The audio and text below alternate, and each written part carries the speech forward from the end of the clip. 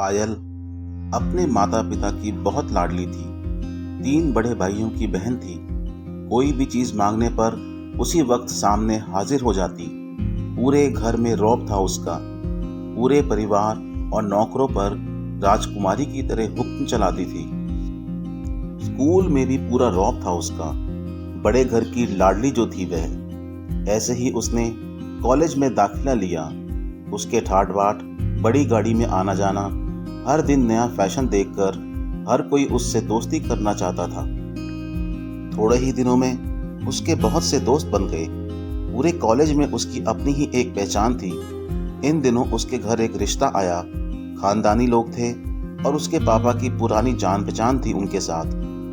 पायल के साथ कोई जबरदस्ती नहीं थी, पर पायल ने फिर भी हाँ कर दी, क्योंकि वह अपने परिवार से बहुत प्यार करती थी।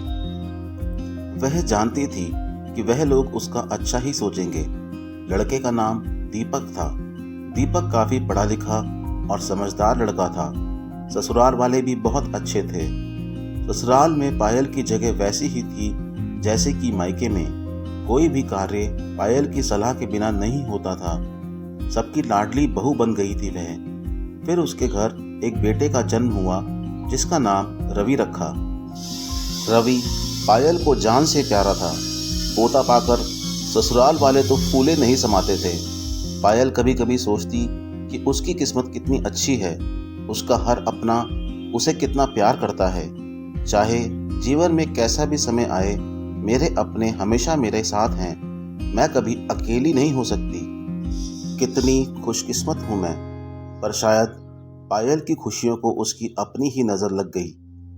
एक दिन वह मायके जाने की जिद कर बैठी। दीपक को बहुत काम था, लेकिन वह फिर भी उसे ले गया। रास्ते में उनकी गाड़ी एक अन्य गाड़ी से टकरा गई। पायल, दीपक और रवि बहुत बुरी तरह जख्मी हो गए। काफी दिनों के इलाज के बाद दीपक और रवि तो ठीक हो गए, लेकिन पायल पूरी तरह ठीक न हो पाई। सर पर चोट लगने के कारण वह अपनी आंखों की रोशनी खो बैठी। अब पायल की किस्मत जैसे उल्टे पांव चलने लगी। मायके वाले कुछ दिनों तक उसे मिलने आते रहे। फिर कभी कभार फोन भी करके पूछ लेते कि अब कैसी हो। धीरे धीरे यह सिलसिला भी कम हो गया।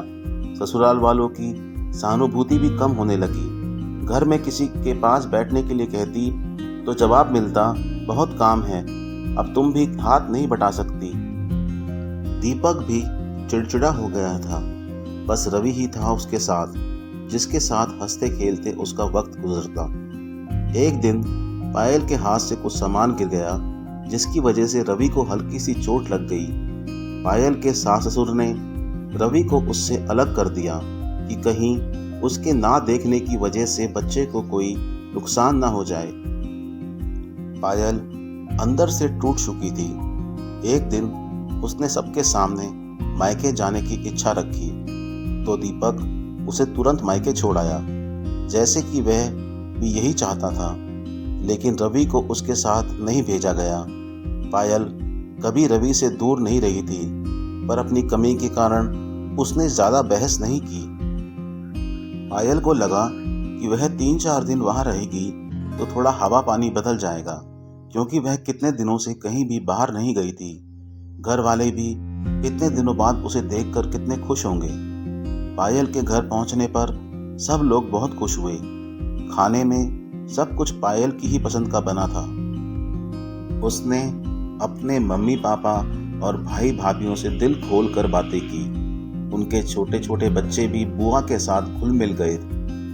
रात को सोने के वक्त जब वह कपड़े बदलने लगी तो उसे पता चला कि उसका बैग तो बहुत भरा हुआ है। वह समझ गई। वह बहुत उदास हो गई। कुछ दिनों तक तो सब ठीक रहा, फिर जैसे सब बदलने लगा। सबका व्यवहार बदल रहा था। वह लोग जैसे थक चुके थे उससे। सब लोग घुमा फिरा कर पूछने लगे कि दीपक कब आ रहा है उसे ले जाने। वह बहाना बना देती, जबकि वह जानती थी कि उस घर में अब उसके लिए कोई जगह नहीं।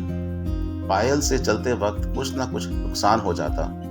थोड़ी बहुत टोका टोकी उसे सुनाई देती, वह टाल देती। एक दिन उसके हाथ से लगकर एक कीमती फूलदान टूट गया। छोटी भाभी ने बहुत हंगामा मचाया। पायल के माता पिता रोज रोज के झमेलों से तंग आ गए थे। उन्होंने दीपक को खुद से फोन कर दिया। दीपक पायल को अपने घर ले गया। पायल को अपने परिवार वालों से ये उम्मीद ना थी। जिसके कहे बिना घर में एक पत्ता भी नहीं हिलता था, उस घर के लिए अब वह बोझ बन चुकी थी।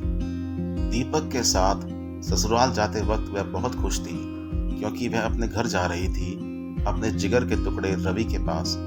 परंतु यह खुशी भी कुछ पल की ही थी। सारा बंदोबस्त पहले ही किया हुआ था। पायल को सीधे ऊपर वाले कमरे में पहुंचा दिया गया। रवि से दूर रहने की सख्त चेतावनी दी गई। एक कामवाली को उसकी जिम्मेदारी सौंपी गई, जो उसके खाने पहनने जैसी जरूरतों का ध्यान रखती। पायल ज्यादातर चुप ही रहती, कभी कभी कामवाली से थोड़ा बतिया लेती। उसके जरिए रवि का पता चल जाता। सबकी लाडली बेटी और बहू सबके लिए लाडली से बोझ बन चुकी थी।